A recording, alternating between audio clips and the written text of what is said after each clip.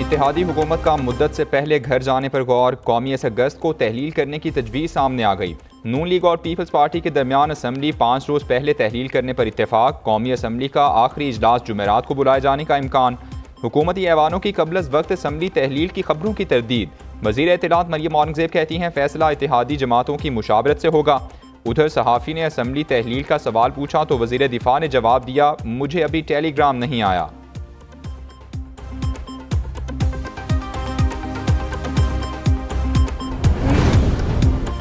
असम्बलियाँ कब तहलील होंगी, कौन होगा निगरान वज़ीर आज़म। हुकूमती ऐवानों में मुशावरत का अमल तेज़। आसिफ जरदारी और बिलावल भुट्टो शहबाज शरीफ से मिलने वज़ीर आज़म हाउस पहुँच गए। शरीक चेयरमैन पीपल्स पार्टी और वज़ीर ख़ारिजा के वज़ीर आज़म से सलाह मशवरे। कौमी असम्बली की तहलील और निगरान हुकूमत के मामलात पर गौर। निगरान वज़ीर आज़म के नामों पर भी मुशावरत हुई। वज़ीर आज़म का PDM और इत्तेहादी जमातों से मुशावरत का फैसला। PDM और इत्तेहादी जमातों का इजलास रवां हफ्ते ही बुलाए जाने का इम्कान।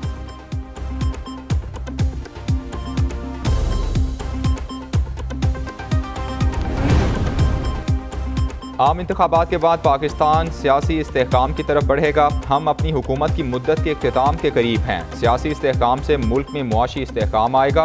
वज़ीर ख़ारिजा बिलावल भुट्टो जरदारी कहते हैं पाकिस्तान ने IMF के साथ कामयाबी से मुआहिदा किया। चीन, सऊदी अरब, मुत्तहदा अरब अमारात ने पाकिस्तान की भरपूर मदद की।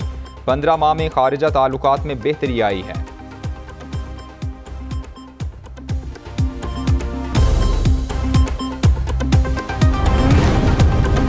सिंध असम्बली भी विफाक के पीछे पीछे चल पड़ी। पीपल्स पार्टी का सिंध असम्बली विफाक के साथ ही तहलील करने पर इत्तेफाक। सूबाई असम्बली 8 अगस्त को तहलील होने का इम्कान। 7 अगस्त तक असम्बली के काम मुकम्मल कर लिए जाएँ। सेक्रेटरी असम्बली को अहम हिदायत मिल गई। सूबाई असम्बली का अलविदाई इजलास अगस्त के पहले हफ्ते में होगा।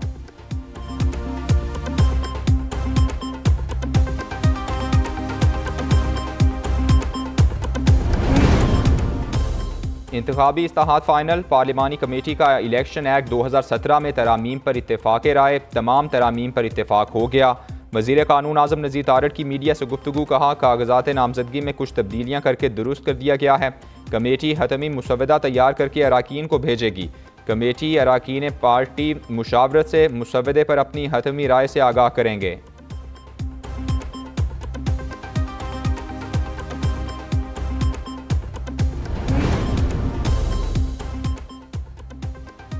वज़ीर आज़म शहबाज शरीफ ने मॉडल स्पेशल इकनॉमिक जोन का संगे बुनियाद रख दिया। तकरीब से खिताब में वज़ीर आज़म ने कहा गुज़श्ता हुकूमत के दौर में CPEC को मुंजमद किया गया।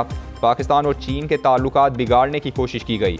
बैरूनी ताल्लुकात दानिस्ता ख़राब करने की कोशिश की गई। हमारे 15 माह फायर फाइटिंग में गुजर गए। IMF मुआहदे से डिफ़ॉल्ट का ख़तरा टल चुका है। चीन ने मज़ीद $60 करोड़ रोल ओवर कर दिए। अब हमें कर्ज़ों से निकलना होगा। हमारी बरामदात इतनी कम हैं कि हमें शर्म से डूब मरना चाहिए। वज़ीर आज़म यूथ स्पोर्ट्स इनिशिएटिव के इज्रा की तकरीब से खिताब में शहबाज शरीफ का 5 अरब रुपए के स्पोर्ट्स इंडोमेंट फंड का ऐलान।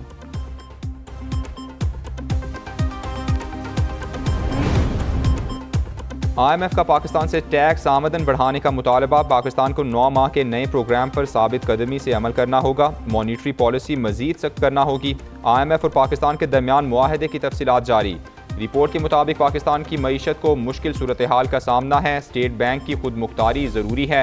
एक्सचेंज रेट को मार्केट के हिसाब से होना चाहिए। टैक्स आमदन बढ़ाने के लिए संजीदा इकदाम करना होंगे।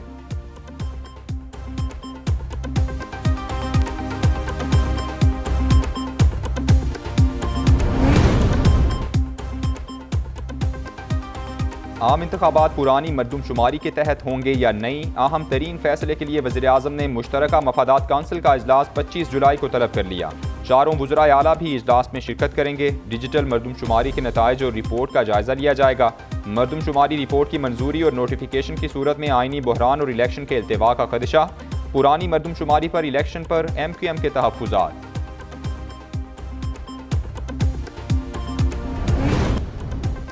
चेयरमैन PTI की मुश्किलात में इजाफा। गैर शरई निकाह केस भी काबिल समाअत करार। चेयरमैन PTI और बुश्रा बीबी को 20 जुलाई का नोटिस जारी। इस्लामाबाद की डिस्ट्रिक्ट एंड सेशंस कोर्ट ने तहरीरी फैसले में कहा दरख्वास्त गुजार के मुताबिक बुश्रा बीबी का दौरान इद्दत चेयरमैन PTI से निकाह हुआ। निकाह खां मुफ्ती ने दोनों का 2 मरतबा निकाह पढ़ाया। इद्दत में निकाह मुबैना तौर पर जुर्म का इर्तिकाब है।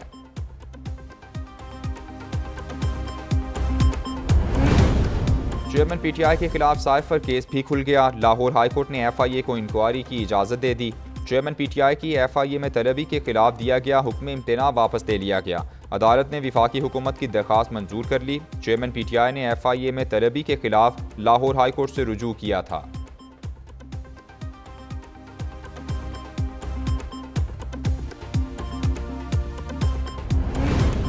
पीटीआई पार्लियामेंटेरियंस लॉन्चिंग से पहले ही फारिग हो गई। बहुत से अरकान ने नई जमात से इजहार लाताल्लुकी किया है। रहनुमा पीटीआई शाह महमूद कुरैशी की मीडिया से गुफ्तगू, कहा जो कुछ खैबर पख्तूनख्वा में हुआ क़यादत उस पर नोटिस लेगी।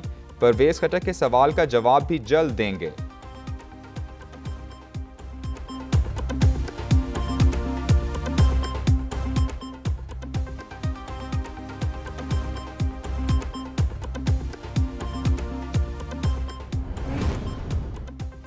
हाफिज नईमुर रहमान की बातों पर ध्यान ना दिया जाए। माजी की हुकूमत की नाअहली की वजह से मुल्क में ज्यादा महंगाई है। वजीर इत्तला सिंध शर्जीली नाम मेमन की मुखालिफिन पर चढ़ाई, कहते हैं सिंध असम्बली की तहलील का फैसला वज़ीर आला करेंगे। निगरान सेटअप से मुतालिक जो आइन में लिखा है उसी पर अमल होगा। मुश्किल वक्त में पाकिस्तान की मदद पर यूएई का शुक्रिया। वज़ीर आज़म शहबाज शरीफ का मुत्तहिदा अरब अमीरात के सदर शेख मोहम्मद बिन ज़ैद को फ़ोन। पाकिस्तान के मुआशी इस्तेहकाम के लिए $1 अरब की मदद पर इजहार तशक्कुर। दोनों रहनुमाओं में बाहमी दिलचस्पी और आलमी उमूर पर भी तबादला ख्याल हुआ। इक्तिसादी, तिजारती और सरमायाकारी के शोबों में ताल्लुकात के फ़रोग पर इत्तेफाक किया गया।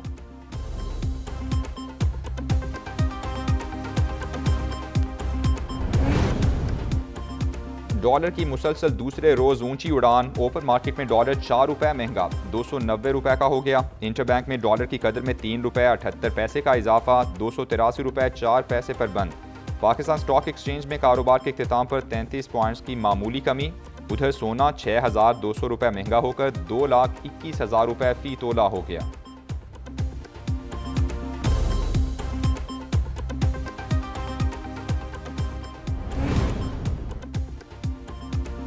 मुस्लिम लीग नून के रहनुमा तारिक फजल चौधरी के बेटे की नमाज जनाजा अदा। सियासी शख्सियात समेत शहरियों की बड़ी तादाद की नमाज जनाजा में शिरकत।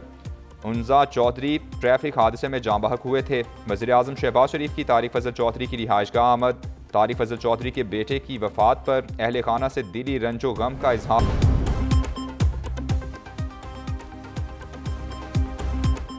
फौजी अदालतों में सिविलियंस के खिलाफ ट्रायल का केस। सुप्रीम कोर्ट ने एक बार फिर फुल कोर्ट बनाने की विफाकी हुकूमत की इस्तदा मुस्तरद कर दी। चीफ जस्टिस ने रिमार्क्स दिए, इस वक्त जजेस दस्तियाब नहीं, फुल कोर्ट तश्कील देना नामुमकिन है। जस्टिस आयशा मलिक ने रिमार्क्स दिए, विफाकी हुकूमत ने खुद बेंच के एक मेंबर पर एतराज़ किया, क्या अब हुकूमत फुल कोर्ट का कह सकती है। जस्टिस मुनीब अख्तर ने सवाल किया, सिविलियंस पर आर्मी कोर्ट का इतलाक कैसे होता है। जस्टिस याहिया आफरीदी ने पूछा, क्या आईनी तरमीम के बगैर सिविलियंस का ट्रायल हो सकता है। जस्टिस इजाज़ुल रहसूल ने रिमार्क्स दिए कि ये फैसला कौन करेगा कि किस पर आर्मी एक्ट लगेगा, किस पर नहीं।